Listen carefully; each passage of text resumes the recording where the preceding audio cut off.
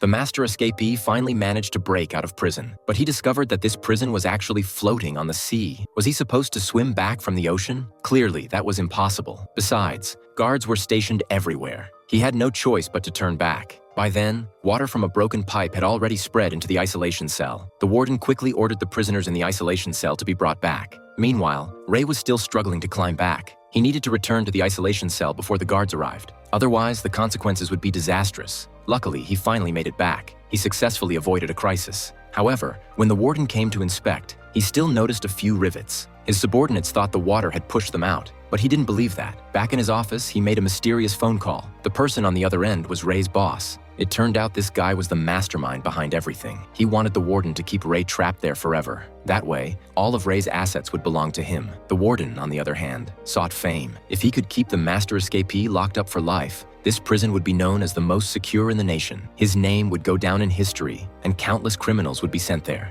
To prevent Ray from escaping again, the best strategy was to leave him no energy to plan. So every night at bedtime, the warden had the guards constantly bang on the iron bars, keeping Ray from sleeping peacefully. If he even felt drowsy, the guards would come and beat him viciously. After days of relentless torment, Ray could barely stand, let alone do anything else. His cellmate Victor kept encouraging him, telling him to stay strong. Ray, of course, wasn't about to be defeated. Meanwhile, his teammates finally tracked his location. He was in a prison at sea. To escape, Ray needed to know the cargo ship's current position. He knew the doctor at the hospital was sympathetic. Ray had asked him about this before. Unfortunately, a guard was standing nearby. So Ray decided to try again. He had Victor deliberately injure him, so he would be sent to the hospital for treatment. Faced with Ray's questions, the doctor was hesitant. Revealing anything could cost him his life. Ray had no choice but to devise another plan. He had Victor secretly bring him a pen. Then he said he also needed the glasses from the guy behind him. The next day, Victor brought the glasses. But the person who had the glasses seemed a bit reluctant. Ray intended to use these tools to make a sextant to calculate directions. At that moment, a guard in the monitoring room sensed something was off. They noticed the two seemed to be plotting something. Soon, a nearby guard received orders to immediately arrest Ray. Fortunately, Victor had hidden the sextant in time. Ray was put in solitary confinement. The warden forbade him from leaving or speaking to anyone. He had to eat, drink, and sleep there. The warden even claimed to be a fan of Ray. This prison had been built based on Ray's book, An Introduction to Prison Security Loopholes. Faced with Ray's threat, the warden became even more excited because it was such a challenge. He wanted to see whether Ray, the master escapee, was more impressive or his floating prison.